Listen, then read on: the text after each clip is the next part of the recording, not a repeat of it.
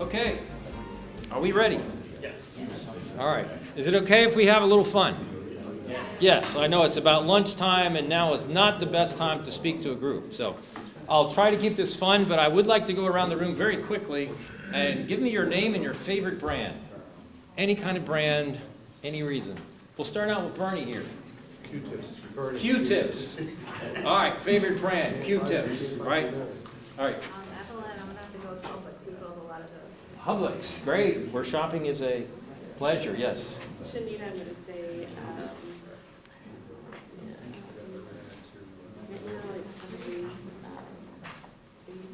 Babies Are Us, okay. Context, right? Yes. Taylor, Nintendo, okay. Lee and Cook. Coke, I've heard of them, yes. Eric Schulman, Gibson Guitar. Yes. Les Paul, we'll talk later, yes. Tom Harrell, Amazon for what they. Amazon, yes, I've heard of them too. Bob Daly, I'd say Tesla. Tesla, yeah. Circling the earth right now. Thomas Dillon and SpaceX. SpaceX, okay, great. Kennan. Hey, Ray. Ray Watson. I always used to say, as I was attending some of your presentations, I used to love those exits, but I don't like the new guy. So I like it from the old guy. Which one was it? The beard. Gotcha, okay. Yeah, that's the most interesting man in the world. You like the old guy, but not the new. I like the old guy. Okay. Myra, and I will have to say Amazon as well. Amazon, yes. I'd say Apple. Apple. Michael Vogel, Dilly. Dilly. Yes. Marina, Netflix. Rod, I would say Tesla as well. Tesla. Back row, real quick. Chris Ford. Ford. Stephanie Rosario, Disney. Disney. Nicole Berry, Chick-fil-A. Chick-fil-A. Upgrade. Lauren Arevalo, Hershey's Chocolate. Hershey's chocolate, yes. Don has nut tape. Duct tape. Yeah, no. Okay, Jed. Jed Brennan, probably Florida Gators. Florida Gators. Oh.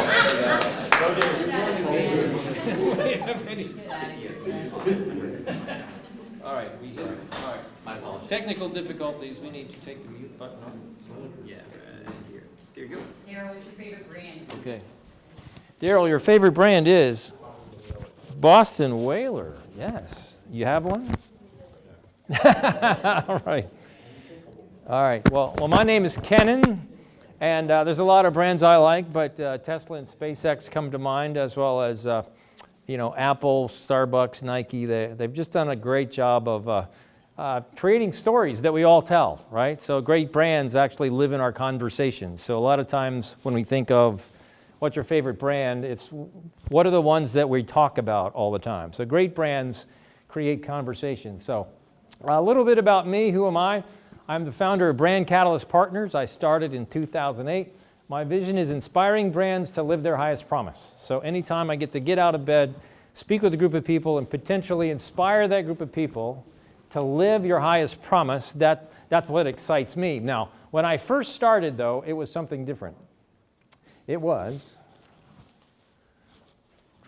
bringing to life brands that change the world. Now, it's still that, but I did find that when I would be in meetings like this, sometimes the CEOs in the room would look at me with, look, I'm just trying to avoid bankruptcy, I'm trying to meet payroll, I'm trying to just get by, pay my taxes. Changing the world is just so far removed from what we're even dreaming about. So I thought, okay, how about we can inspire your team to live their highest promise? Is that okay? And everybody seemed to agree with that. But along the way, is it okay if we actually put some type of dent in the universe with your brand? So most people have said yes to that. So what does this logo represent to me? Brand Catalyst Partners. Together we will make waves. That's what those are. I want to create waves that will one day crash on a distant shore. So anytime I get up out of bed, I see that. It's a reminder to come and make some waves today. So I'm hoping by the end of this session, you all will feel that there's some type of wave that actually happened here. And so I was at Darden Restaurants for over 20 years. An interesting thing about Darden, This was their annual report a few years back. It says a brand building company, not a restaurant company. I simply say that to realize that I was actually brought up in a culture of brand building. And while I was there, I was at Red Lobster marketing for most of the time. And so we would spend over $100 million a year in advertising. So while I was there, we spent over $1 billion. I simply say that to say I've wasted more money and made more mistakes than most people have the opportunity to. We just had big budgets and opportunities to do a lot.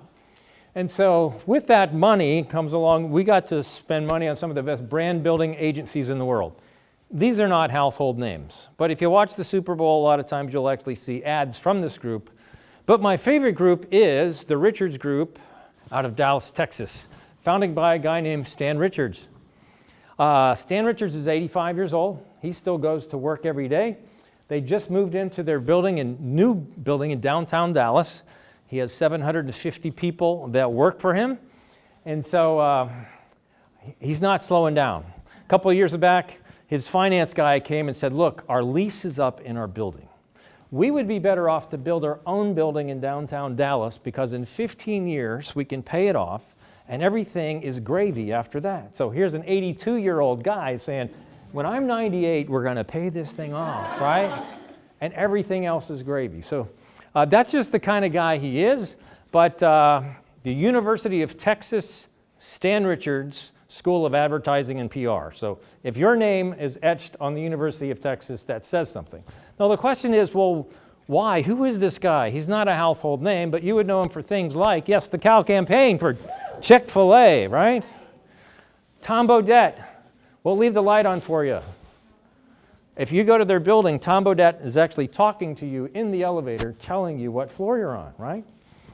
Home Depot, you can do it, we can help.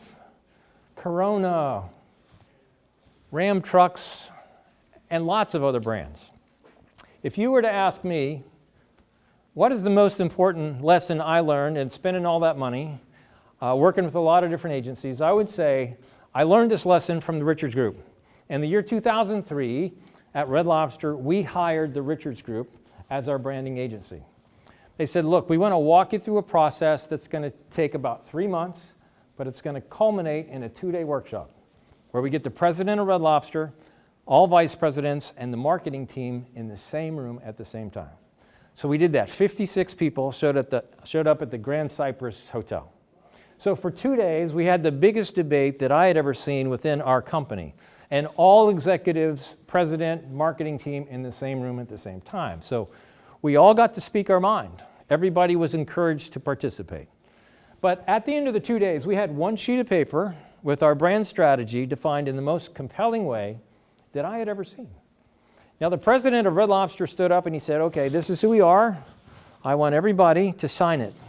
And I want everybody to go back to all your areas and line up all your initiatives against this. If it matches, great. If it doesn't, stop. Now, the Richards Group simply walked us through this process so they could get a sheet of paper, go back to Dallas, and begin to use it for advertising purposes. That's the reason they did it. But within the culture of Red Lobster, Kim Lothrop, the CEO at the time, he really took it to heart and said, we're going to live this. I realized that the agency is going to communicate it, but the truth is we better live this. So we started making great decisions quickly that impacted the restaurants in a very positive way. And over the next 6 years, every metric that we measured went up. Our sales, our guest counts, our customer satisfaction. And if you were to ask me, what is the secret of that success? It was not the $600 million we spent in advertising, because we had spent $600 million the prior 6. It was the genius of getting everybody on the same page with what I now call our highest compelling truth. And if you can get everybody on the team aligned, thinking the same thing, making decisions with the same decision-making filter, then we can actually create something special that in the end the customer is really going to win because we're going to deliver something that they really love.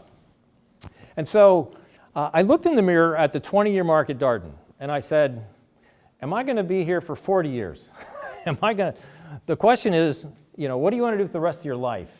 And I thought to myself, there's no way that I'm going to be a 40-year employee of one company. And as a matter of fact, I would love to actually pursue what the Richards Group did. What they did for Red Lobster from a culture standpoint, that was genius. That was brilliant. So I thought if I could actually do that for smaller companies, that would be a dream come true. So I happened to know Stan Richards. I got to know him when we worked together on the Red Lobster account. So he gave me an hour of his time, and I flew to Dallas, and I met with him. And I said, Stan, what you did for Red Lobster was incredible. But I said, there's a lot of smaller companies that don't have a $100 million media budget. They would never hire you. They would never benefit from your type of strategy. I said, I'm getting the opportunity to speak at CEO groups on brand marketing. I've got a great story and some great slides, but the truth is a lot of it's your material, and I don't want to use it without your permission. So that's why I'm here. Here's what he said. Kennan, we like who you are. We would love to see you successful. So the process is yours. My staff is behind you. However we can help you, please let me know. And then he wrote me a quote that I know how to build the organizational conviction to deliver on a brand promise. And so I walked out of there feeling like I had been blessed by the Pope in the marketing world, and that's how I started. Brand Catalyst Partners in 2008. So I've been at it for 10 years, and I've done this over 100 times for all different types of companies, anywhere from a billion-dollar company to very small nonprofits. It's all over the map. Anybody, any product, any service, it's all about people, aligning people on what I call your highest compelling truth. I'd love to start out with an awareness test. I'm going to show you a sentence. I'd love for you to read the sentence and count the number of F's. They can be uppercase or lowercase. It does not matter. But please do me a favor. Do not say anything. All right? So keep the number to yourself. And then I want you to write it down so that nobody else sees your number, okay? They can be uppercase or lowercase. Here we go.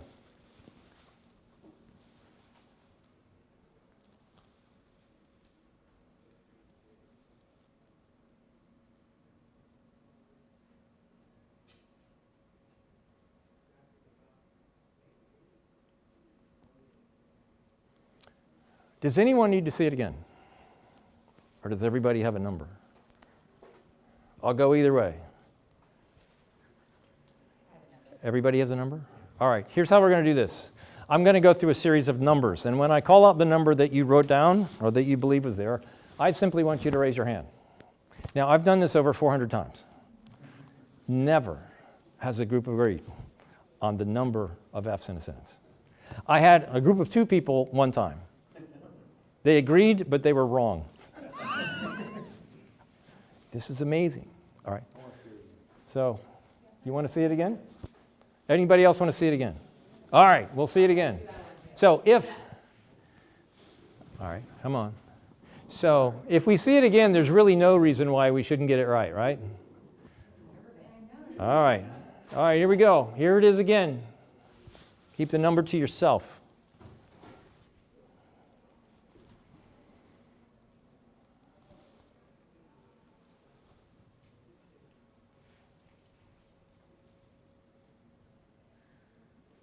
Okay, I'm going to go through a series of numbers. Simply raise your hand when I call out the number.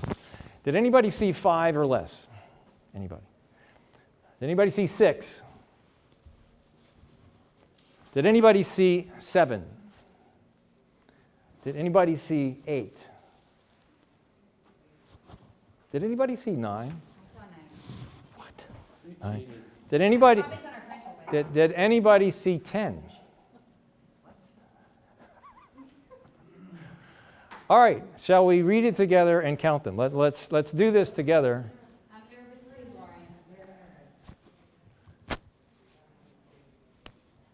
9.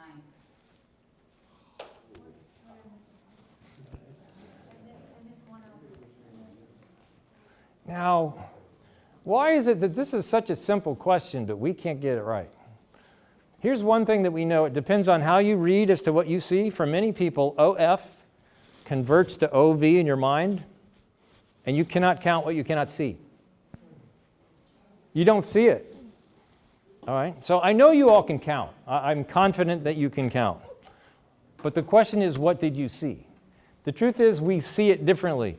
I did this with one group, and there was a PhD in the room. He could only see 5. He couldn't see more than 5. So it's almost like over a period of time, the more times we try to gather information quickly, we learn tricks on and reading quickly and speed. But what happens is we have all these filters in our mind and we do not see reality anymore. Why do I show this to you? I'm convinced that people come to work every day and they debate and they argue. Now, they're not lying to each other. They're not lying. The truth is, they just don't see the same thing.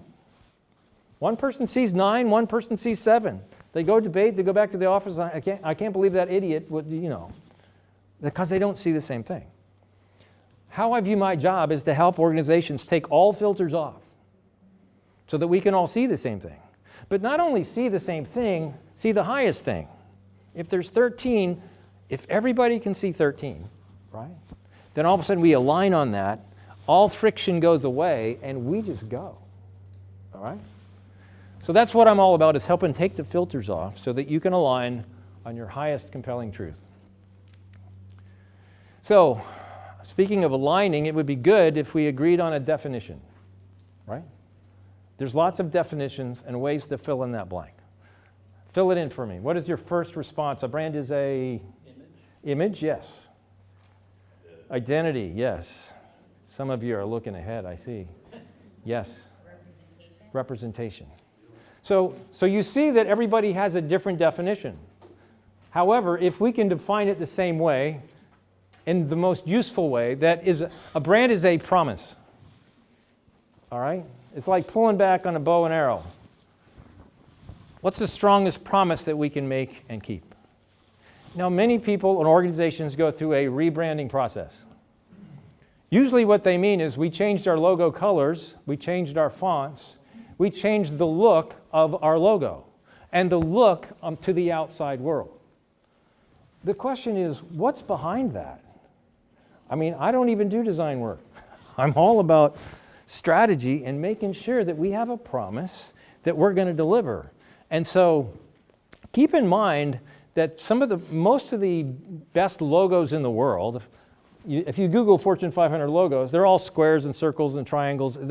They're not complex, and people aren't buying the Starbucks coffee because of the mermaid, right? Oh, I just love the look of the mermaid. So a lot of times we kind of get hung up on the look of our logo, but the truth is it goes a lot deeper than that, right? And so what is my promise? My promise is to deliver inspirational alignment so the team is inspired, they're aligned, but also to create organizational conviction. We're going to lock arms and we're going to do something, right? What are we going to do? We're going to pursue our highest compelling truth. Now, these are not things I learned in a textbook. This is not standard branding or marketing speak, but this is truly my articulation of if we can do this, then your best days are ahead, right? And it really doesn't matter what color the logo is, it'll work. It doesn't really matter what the color of the logo is.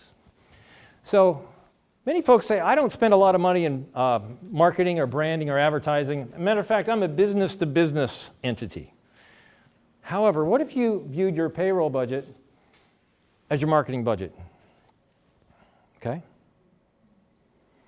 You're paying people to come to work every day. The question is, are they engaged in actually delivering some type of promise, something special to your customers? Or are they simply sitting in a seat doing the job that you've asked them to do? Or are they actually building brand equity for you? Because if they're engaged in delivering something special, it builds equity for your brand in the minds of your customers. But if they're just spinning their wheels, if they're not engaged, then your payroll dollars are not engaged in actually delivering your brand. My most satisfied clients are business-to-business clients. Now, I'm going to show you a bunch of examples of retail brands because we all get it, right? If I showed you a bunch of brands that you don't know about, it wouldn't make sense. But the biggest question I get is, hey, how does this apply to business-to-business? And I would say it applies to you even more, and here's the reason. Because most business-to-business CEOs don't have a budget for branding or marketing. They just don't do it. They don't think about it, and they define a brand as a logo.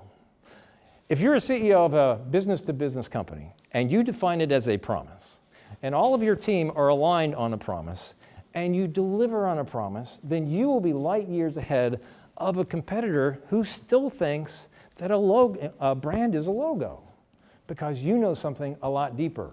And it doesn't even matter if you do any marketing or advertising. It's all about the people aligned to do something special. So great marketing is the truth well told, and great branding is the truth well implemented. I want to start and end with the truth, whatever that is.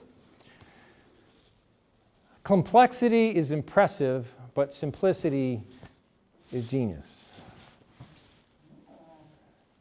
We want to get through the complexity, because a lot of you guys are complex. Almost every group I talk to is like, we're really complex. It's really hard to get down to the what are we or what do we deliver. But the truth is, if we can get through that complexity and make it simple on the other side so that everybody gets it, we're likely to do something special. How can a logo reflect the promise? Anybody have thoughts on, hey, what does the Apple logo actually mean? Or maybe what did it mean to Steve Jobs? Think different? We're different? The opposite of Microsoft. The opposite of Microsoft? All right. Think outside the box. Okay. You, all right. Anybody else? Thoughts on what the logo actually means? Now, there you go. If you look at Steve Jobs' life and what he did in computers and what he did in phones and what he did in music and what he did in movies, it was almost like when he came to work every day and he saw that logo, it reminded him of his highest promise. And that is, if you ever take a bite of my technology, your eyes will be opened and you cannot go back, almost like an Eve in the Bible.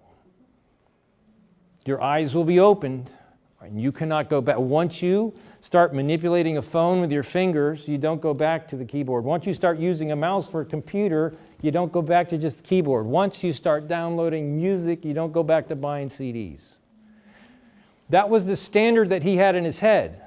So that's how a logo can represent something special to the founder as a reminder, and that's why he would berate his engineers. If they just showed him something that was just a notch above Microsoft, he would say, get out of my office. That is not Apple. If it's just a notch above, that's not us. It needs to enlighten people on a new way so that when they experience, they do not go back. And most people that have moved forward with Apple products generally don't go backwards. Generally. What's that?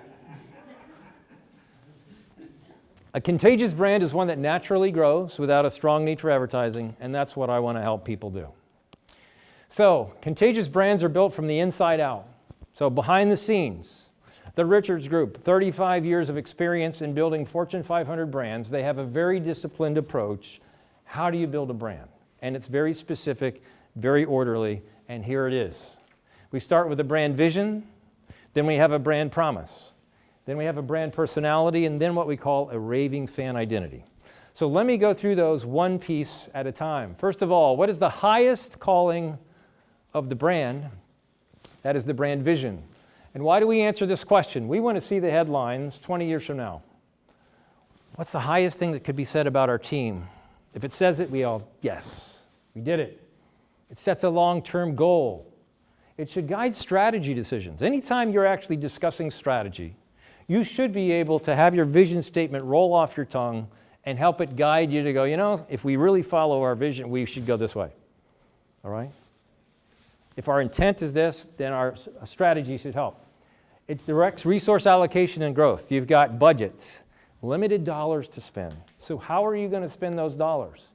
A good vision statement will help you direct that. But the most important thing, absolutely, if I could jump up and down on the table, most important thing that a vision statement needs to do, it needs to inspire the team. If it doesn't, well, it doesn't matter. I mean, most organizations go through a vision, mission, values process, and you've got it written down somewhere, and it's in a chart maybe on the wall. But the truth is, if I walk into the receptionist at your office, and I say, why do you work here? Does the vision statement roll off her tongue with goosebumps and a tear in her? This is why I'm here. I'm not here for the paycheck. I'm here for the most part, most companies don't have that. But it's really the most important thing if you're going to engage your people, engage your payroll to do something special, to engage that, what we call discretionary effort. Wouldn't that be great to make sure that your employees, when you're not looking, they have the opportunity to actually work hard or not. But if they're involved in something special and a vision statement engages their heart, then your value of your payroll goes up because of what they will deliver for you. It's clear and simple language to be used internally and externally. So some examples. Disney, keeping alive the magic of childhood. Should we build this kind of theme park or this kind of theme park? What's the question? Which one better keeps alive the magic of childhood? These kind of characters or these kind of characters? Which ones better keep alive the magic of childhood? This kind of cruise or this kind of cruise? Which one better keeps alive the magic of childhood? If everyone is thinking the same thing and making decisions all the way from the top, all the way down with the same decision-making filter, then you're likely to actually end up with something that really means something special to your customers. Joe Gibbs Racing, make the car go faster. It doesn't get much simpler than that. What we're here, make that car go faster. Peterbrook Chocolatier here in Winter Park, sharing happiness through extraordinary chocolate experiences. All right? It's about sharing happiness. It's not necessarily about the taste of the chocolate. And Uncle Matt's Organic, fueling families with uncompromised organic nutrition. So every decision they make, is this going to help us do that? Right? Mine, inspiring brands to live their highest promise. So when I got the call from Jeff to come speak to this group, my question was, is this going to help me live this vision? And it's like, absolutely. I'm in front of another group of people. The answer is yes. What time do I show up? All right? Easy decision. Next is the brand promise that has 3 parts to it. First of all, there's a target audience. There's a category, and then there's a most compelling benefit. We're going to come up with a sentence to a certain group of people. My company is the blank that uniquely blank. To a certain group of people, a target. My company is the blank that uniquely blank. Now keep in mind your competitor is still defining a brand as a logo, so they're not even asking these questions. So let's talk about the target audience. For purposes of this exercise, we want to define our raving fans only, those who love us the most. One of the biggest mistakes you can make is we want to sell to everybody. We want to sell to everybody. And so if you try to do that strategy, try to implement that, then you become vanilla, you become nothing to everybody because they don't know who you are, because you're changing every time you show up, right? Great brands, look at a target and then look at a bullseye and actually pick a certain group of people in that bullseye and say, we're going to make a promise to you, right? And we're going to do such a good job that when that person receives this and we engage with them, they say, where have you been all my life? Right? You are exactly what I need. And they become the magnetic force to build a brand. Brand building is really about storytelling, right? The question is, are they telling great stories? And so the more that you can pick a certain group of people and do the right thing, the more compelling stories that you're going to have. And the more compelling stories, the more people will come in to your brand. We want to separate good prospects from unlikely ones. We want to consider the needs, motivations, and concerns that we can address in their lives. We want to be brief, simple, and imaginative, and we want to bring this target to life. Now, I'm going to take you behind the scenes and show you some target audiences that are not public information. You would never see these, okay? And sometimes it might even look offensive, but it's smart. So let me start out with a brand called Hummer, who's a target to affluent men seeking unique experiences as the means of self-expression. To affluent men seeking unique experiences as a means of self-expression. Now, you would never see that publicly, right? However, you're the CEO of Hummer. You got to sell this thing. First question, is this more of a man car or a woman car? Well, it kind of came from the armed services, so it's kind of a manly car. What else do we know? It's expensive. They have to have money. What else do we know? Well, when it pulls up somewhere, it kind of makes a statement. It doesn't blend in. It expresses itself, right? So why don't we pick those kind of people? Affluent men who want to express themselves. Now then the question is, did women buy a Hummer too? And the answer is yes, but not because they targeted women. Every decision behind closed doors, what colors should it be? What type of technology should we put in this thing? What type of branding and marketing and advertising and fonts and sound? Please that guy. Please that person. They become your raving fan. They bring others with you, okay? Next, Chick-fil-A, to choosy people in a hurry. What Chick-fil-A wants, if you consider yourself a choosy person, it's lunchtime, you're hungry, they want you to pass McDonald's, Burger King, Wendy's, pull into Chick-fil-A and have this feeling like, I'm at my kind of place. Right? You look at the menu, guess what? It's a lot more expensive than them. But guess what? You don't care because you're a choosy person. You don't care. You realize that they have hooked up their bank account to your choosiness. Right? Isn't that brilliant? It is. Have they done well? Absolutely. What else do we know? These people are in a hurry. Right? So guess what? They're never going to do anything that will slow down the drive-through line. The chef could come up with the best tasting new sandwich or new item. But if it takes too long to cook or takes too long to process, wrong decision. Not about taste. It has to taste good. But that's not the ultimate decision maker. It is, how fast can we get this thing going, right? So if they know who their target is, that's why you physically see people outside in the parking lot with iPads and people running food to get that line as fast as possible. Now, every time I have a Whopper, I get in line at Burger King and I'm like, please, I want it my way, but not at this pace. Come on, please, right? So, to choosy people. Now, how brilliant is that? It's very simple, but brilliant, right? Next, Peterbrook Chocolatier, to active, affluent-minded women who appreciate style, quality, and fun. Now, they don't need to be rich. They just need a credit card. They need to feel affluent-minded, all right? Right? They can't afford Tiffany's, but we're gonna afford Peterbrook chocolate, all right? It's that kind of brand. Uncle Matt's, the highly educated soccer moms with discretionary income. Now, when I worked with the Uncle Matt's team and we were talking about Target, and we started talking about this language, they were very uncomfortable because we love everybody. We want everybody to enjoy our orange juice, right? But we started talking about it. Look, if you go to Publix and you look at Uncle Matt's orange juice on the shelf, it's $7.58. And it's right next to Tropicana, that's $3.58.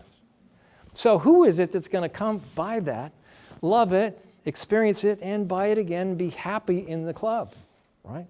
It's primarily moms of multiple kids, soccer moms in a sense, very active. What else do we know? That they're reading labels. They've educated themselves to make sure that they're reading labels and know what's not supposed to be in there, right? But the other thing is they have to have discretionary income. If they don't, they will never be in the core fan base. So why should you ever give a coupon? If you're trying to give somebody who's not an affluent person the opportunity to enjoy your orange juice, if you try a coupon strategy, it will not work. You will just lose margin. You're much better off to pick this person and then offer grapefruit juice and apple juice and all other kind of juices if you're going to expand your business that way versus the other way. Jed, you had a question? Yeah, when I'm listening to you talk, I'm getting the chicken or the egg question in my mind is what comes first, the product or the target? Great question. Let's save that for the end and we'll talk about it. All right? We'll come back to that. So what's more important, the product or the target? Yeah, and I would say it probably depends on your business, right? But we'll talk about that. Next is the category. Now, what is the brand one of? You realize that 20 years ago, you started a business. You'd use your rotary dial phone, you'd dial the yellow page operator, and you would say, I've started a new business, and they would give you your options on where to actually put your new business, because there's, in the yellow pages, there's sections, right? But you were not allowed to actually create a new category. It's like, no, these, years ago, the yellow page gods figured out that these are all the different types of businesses that you can have, and you can fit within one of these categories. That's the way it used to be. But this day and age, you can be anything you want to be. It's kind of like, what Google phrase do you want to own? Right? What do you want to be? Or what's your blue ocean? Some Harvard professors wrote a book, many of you probably read it, but quickly, Harvard professors wrote a book that documented 10 companies that had exponential growth. They all had one thing in common. They took a blue ocean strategy as opposed to a red bloody ocean where the sharks are feeding in the same area for the same food. Very competitive. An example, Southwest Airlines, when they first came out, this was unheard of. They said, okay, no first class, no assigned seats, no food. We're going to be smaller planes, short distances, but we're going to be low cost and have fun. If you want us, that's us, but we're really not even going to play the game in putting our airfares on any other online portal. You want us, we're over here. Now, did they win? They won pretty big. They created something new and different. And so, if you can ever create something new and different, then you have no competitors. Another example is Cirque du Soleil. It's like, is it a show? Is it a circus? It just kind of doesn't fit. And if it doesn't fit in a category, you create your own thing, then you don't have any competitors, right? So a little secret here. I consider myself a brand catalyst, all right? Now, most people have never heard of one, and I'm saying exactly. I don't know of any others, right? Because I don't fear that I'm going to give you a proposal, right? I don't fear you're going to look in the yellow pages and find the other 10 brand catalysts and get a proposal from them and evaluate them against me. You won't find it. Now, you can actually hire the Richards Group if you want to pay those fees, right? But if you can become something different, then you have no competitors. If you have no competitors, then you can win. Examples of category: Hummer is not a truck, not a car, it's not an SUV. It is the all-terrain vehicle. You want to buy an all-terrain vehicle, you need to buy a Hummer. Sub-Zero, the luxury built-in refrigeration system. It's not a refrigerator. It's a built-in refrigeration system. Peterbrook Chocolatier, they want to be known as the ultimate neighborhood chocolatier, not the Godiva national brand. And then recently, I saw a commercial for Gatorade. And this is what they said about themselves. We're the sports fuel company. I was like, it's the first time I had heard that. They've always been a beverage company. But over time, guess what? If you saturate the market or the market shifts or changes, today you can be something that you were not yesterday. So today, they actually continued to evaluate this. What is the highest thing that we could be? Is it a beverage company? But what if we could be a sports fuel company, right? Then it opens up ourselves to other products, right? All different types of sports fuel. New category. Next, the most compelling benefit. What is the singular thought? This is hard. The singular thought that makes the brand compelling to the target. It must clearly fulfill the promise. It must be believable and true. It's either tangible or it's emotional. But great brands have some type of emotional connection and don't try to sell simply on features and benefits. It's usually based on an inspired insight. I want to qualify the word usually because the truth is many companies never uncover an inspired insight. As an example, Home Depot, when they first came out, were built on this very simple inspired insight. And that is, there are millions of people who do not have the confidence to replace the wall socket or the ceiling fan. And if we can instill confidence in them, they will buy from us. So when they first started, that's what it was about. So when they would hire people, certainly they would train them at the cash register and stocking shelves and that kind of thing. But they hired some experts, right? If we're going to instill confidence, we need to have some experts here. But everybody on the team was trained to make sure that you know who the experts are, so that if you don't know the answer, at least you can point them in the right direction so that they get their question answered, so that by the time they leave this building, they have the confidence to go replace the ceiling fan or the wall socket, right? And so they did that. Then eventually they turned on advertising that was the public declaration of that. What was the tagline? You can do it, we can help. So your tagline is the public declaration of your most compelling benefit. So, what happened with Home Depot? Because they're not instilling confidence anymore. They actually had to change their tagline. So years ago, you'd go up to Home Depot, there would be somebody at the front door, they'd ask you, what do you need help with? And you might say tile grout for the bathroom. They'd say, great, go see Bob on aisle 14. You go see Bob, and he's a part-time handyman who works there because he loves the place, he gets benefits. His job is to instill confidence in you. And then he would say, if you're not confident, come back Saturday, we'll do it in a class together, right? So for years, they actually trained new people that actually began their own handyman businesses, right? The do-it-yourself dream. So what happened with them? So of course they go public over a period of time, and they have great earnings for a period of time. And then their earnings start to flounder a little bit, and Wall Street says, hey, you're not making as much money as you used to. Maybe we need some new leadership in there to make sure we're making more money. New leadership comes in. How do you make more money? Look at your P&L statement. Well, look at all the costs for part-time people, for benefits. Like we can't afford that.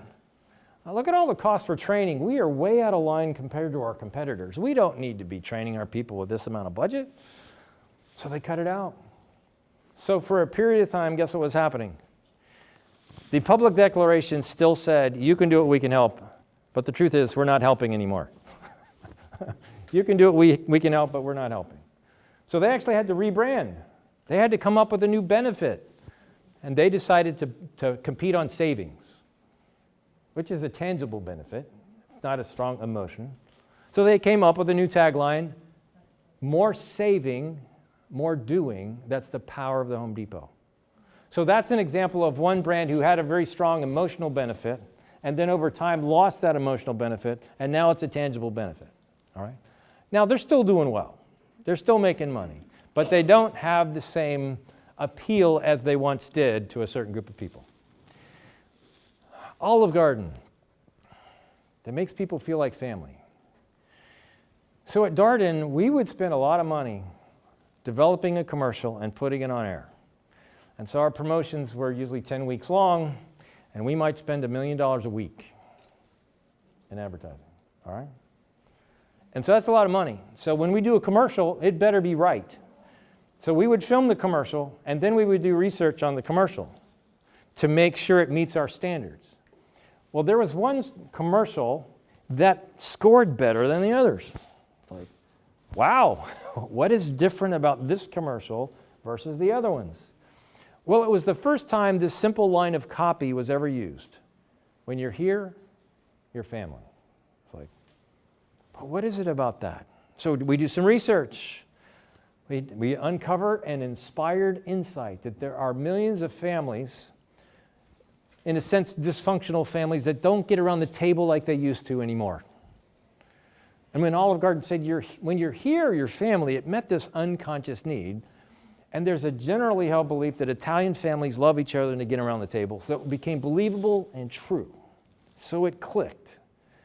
So inside the walls of Darden, leadership decides every decision is going to be based on that. So get the architects back in. We are redesigning the building. It's going to be more like a Tuscan farmhouse, right? We're going to have a 12-top table. It's like, why would you have a 12-top table in a restaurant? Because you want to be that place for those large families. And that's why you still see on Sunday afternoons a line out the door, usually with large families, getting around the table, right? So Olive Garden uncovered that insight and implemented it and had one of the best runs in casual dining history. Now, Red Lobster, also a casual dining brand. What is the inspired insight and the benefit? Here's the secret. If you do the research and you ask this question, how craveable is steak, chicken, turkey, lobster, crab, shrimp, or fish? That lobster, crab, and shrimp are more than twice as craveable as any other food protein. So we discovered when we show a slow motion butter dunk of lobster coming towards the screen very slowly with nice romantic music. That was lunchtime, right? Yes. We can show that sizzling shrimp with cracking crab with steam, lemon squeeze. We can actually ignite an unconscious visceral response so people have a craving for seafood. So much so that we eliminated all people from advertising for 8 years. It's like, why are we paying actors? It doesn't matter. We just need a hand model. Right? Now, Olive Garden, it's all about the people. So yeah, we got to pay a lot of actors over here. So it's an example of two restaurant brands that have a completely different inspired insight and benefit. Hummer, the benefit that goes where no other vehicle can go, right? Next is, Peterbrook Chocolate. They create gifts that inspire admiration. It's not necessarily about the taste. It's about like a chocolate stiletto. It's like, where did that come from? Just kind of exotic types of things that people admire. So the entire brand promise statement for Hummer: to affluent men seeking unique experiences as a means of self-expression, Hummer's the all-terrain vehicle that goes where no other vehicle can go. Got our target category, most compelling benefit. Peterbrook Chocolatier, to active, affluent-minded women who appreciate style, quality, and fun. Peterbrook Chocolatier is the ultimate neighborhood chocolatier that creates gifts that inspire admiration. That's the entire brand promise. Next, we have the brand personality. And just like people have personalities, brands have personalities. And just like we like certain kinds of people, we like certain kinds of brands, we're all different.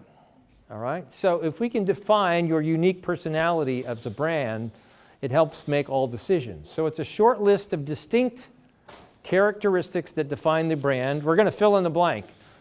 Our customers love us because we are, what are the things they love us for? Let's make sure that we know what those things are.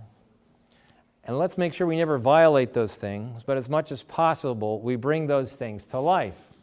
It adds depth, dimension, and character to the brand, and it helps determine the look and the feel of all communications. Now, if you've ever had the pleasure of designing a new website, or a new brochure, or a new sales presentation, right?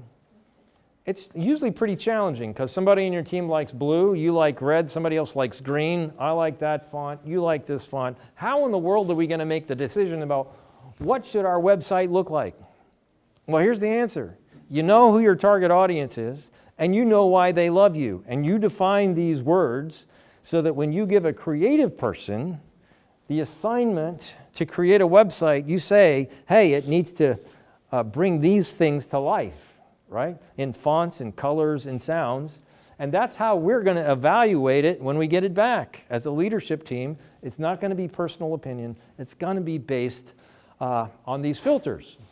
So examples, Hummer is sophisticated, rugged, powerful, and yes, irreverent.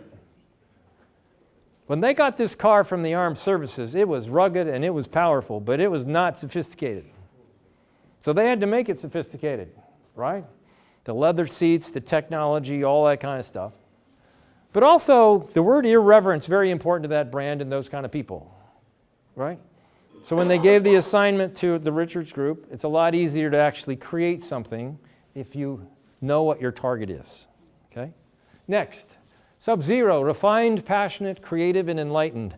I can almost hear the symphony orchestra as she opens up the refrigerator door. It's kind of a higher end kind of brand, right? So it's a different feel.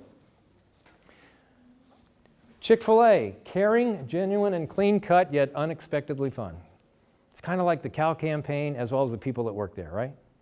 And then Peterbrook Chocolatier, irresistible, decadent, fun, unique, and stylish. All right, so Jeff, normally at this point, I make sure the door's locked, okay? Because, yes, we are about to reveal the secret of branding. Secret. All right, secret. Now, everything that we've talked about so far has been good, and we'll take your brand from here to here. But if you want to take your brand from here to here, there's a concept that we need to understand. And most brands don't get this. Here it is, that the highest purpose of a brand is to affirm people for who they are, what they believe, and what they aspire to become. And I'm walking over here for a little bit of a prop, so anybody know what this is? It's a branding iron. It is actually my logo. Yes, at the end of this, we're going to have a branding session. All right? We got the fire hot outside, right? If you can do this, all right, if you can affirm people for who they are, what they believe, and what they aspire to become, that's when they will eventually tattoo your logo on their body, because it means something, right? Some people actually tattoo logos on their body. Why in the world would they do that? It is because of that very simple concept that it says something about me. So how do we go about understanding this or identifying this? First of all, we look at our raving fans. Who are they? What is their identity completely separate from us? All right, who are they? Why do they love themselves? Why do my fans love themselves? Everybody's also always going to make decisions in your own personal self-interest. Always. We need to make sure that we understand what their self-interest is. What makes them proud to be associated with us? Do they like to wear our hat, put our bumper sticker on their car? Do they like to invite people to your office, your parties? Do they invite you to their parties? So that affiliating with you means something. What does the brand say about them? It's like a club that customers join. You're either in or you're out. Great brands, you're either in or you're out. Another way to illustrate the emotion behind this is, I read a story one time about a gentleman who was getting his doctorate degree in Native American Studies. And so part of the program was to spend 3 months on a reservation over the summer. And so while he was there, he actually slept in teepees, he actually hunted with the men, he actually worked with a lot of the people during the day and making things. After 3 months, now keep in mind they did not speak the same language. All right, so all communication was nonverbal. He's getting ready to leave. There's a woman standing there that had worked side by side with him every day for 3 months. And she says something to him. He does not understand what it is. But the interpreter said, "Do you want to know what she said?" And he said, "Of course." This is what she said. "I like me better when I'm around you."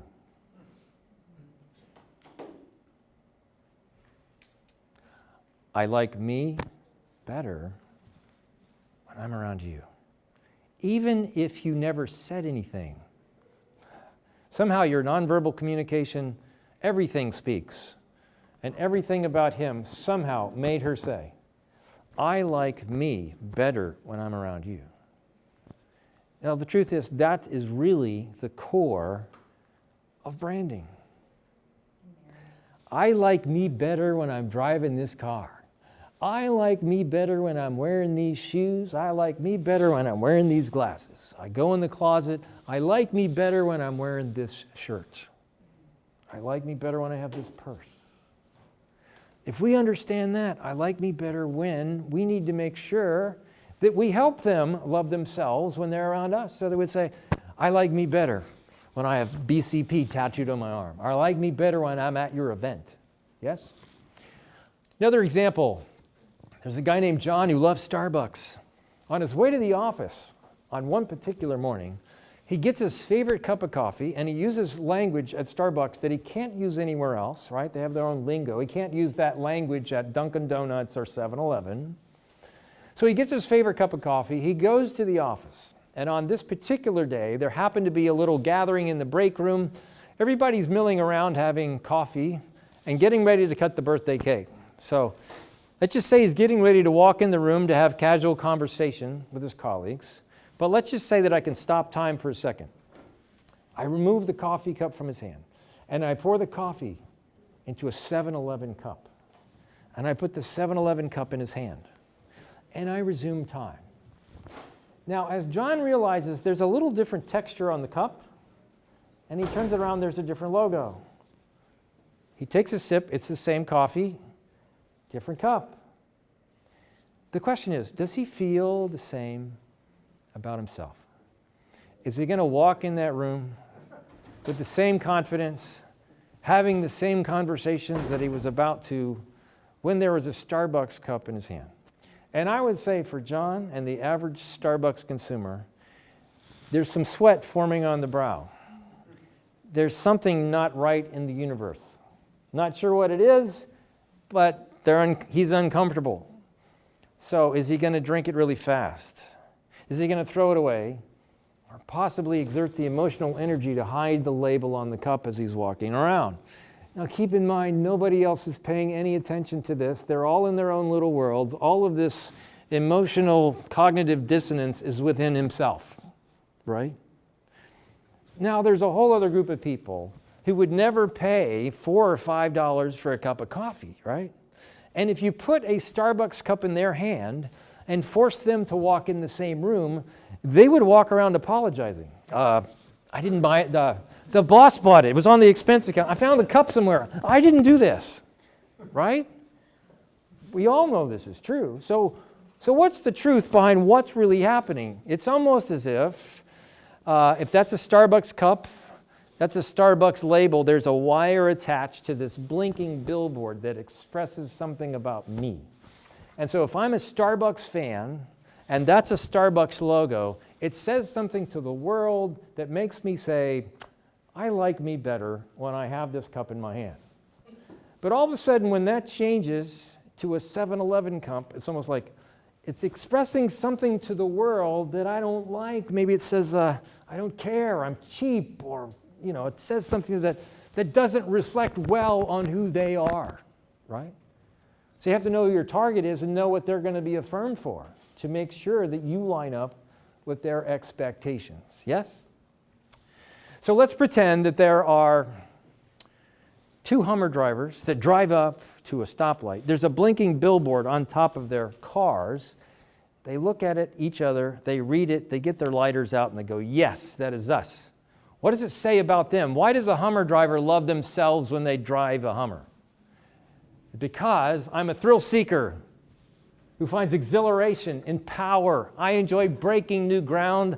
I am secure enough not to need to prove myself or justify my decisions. Basically, I don't care. Right? Now, a Prius owner drives up next to the Hummer. There's a different blinking billboard that says something about them. I do care about the planet. I can't believe there's people like you who would actually drive the Hummer who doesn't care. Now, if I kidnapped both drivers and I forced them to drive the opposite vehicle. Now, this is simply transportation, right? Get you from point A to B. No, these people have an absolute meltdown. Nobody else is paying attention. They don't care. But it's all internal because this says something about me. If we can understand this, this helps us work with our clients so that they love themselves when they hang out with us. They love themselves when they do business with us. And guess what? Everybody wins. In that scenario, everybody wins. They win, you make a lot of money. They're choosy, that's fine. They're paying you a lot of money. That's good. Everybody wins. Next, Peterbrook Chocolatier, what does it say about these ladies?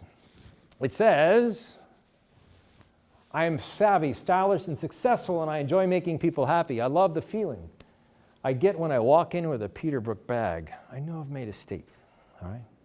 Now, last but not least, let's pretend that we're at Publix, and there's two highly educated soccer moms with discretionary income. They have filled their shopping carts with Uncle Matt's organic products. There's a blinking billboard above their head. What does it say about them? says, I'm smart, savvy, and love simplicity.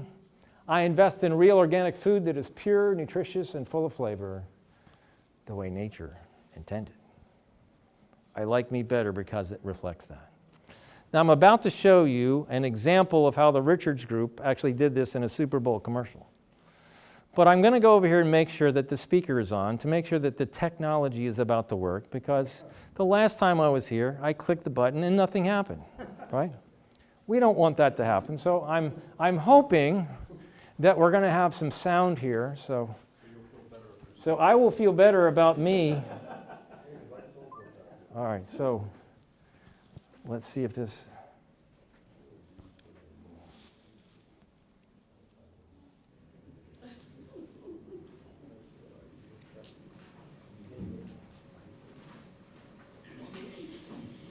Day. God looked down on his planned paradise and said, I need a caretaker. So God made a farmer.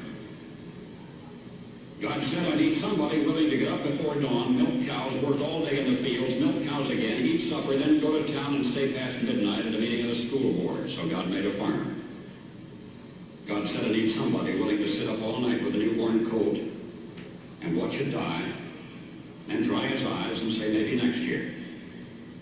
I need somebody who can shape an axe handle, grow a persimmon sprout, shoe a horse with a hunk of car tire, who can make harness out of hay, wire, feed sacks, and shoe scraps, who planting time and harvest season will finish his 40-hour week by Tuesday noon, and then painting from tractor back, put in another 72 hours. So God made a farmer.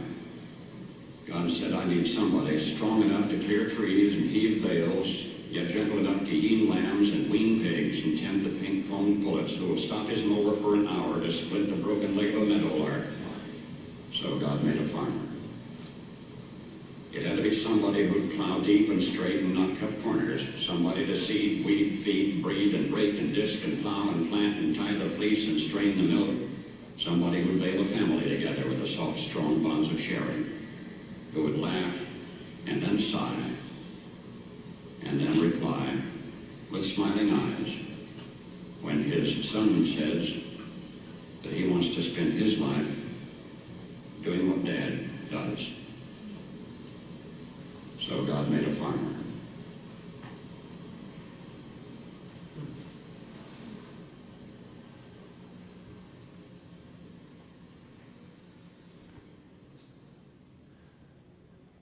So, purpose of the ad. Affirm Ram truck drivers for who you are, what you believe, and what you aspire to become.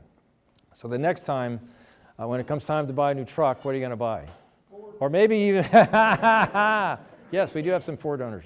But it can also make a Ford dealer or person maybe even question them driving a Ford. So, last slide here. Once we develop all this and make sure that everybody's aligned, then it's so much easier to do your website, your merchandising, packaging, promotions, architecture, hire the right employees, sales pitches, advertising, public relations, media, and events. Everything, all touch points are aligned. And so, last slide, a contagious brand is one that naturally grows without a strong need for advertising, and that's what I'm about. So I normally have another slide that says questions, but Jeffrey has said we need to wrap this up. So I'm going to turn it back over to Jeff and see where you want to go with this, all right? Thank you for listening.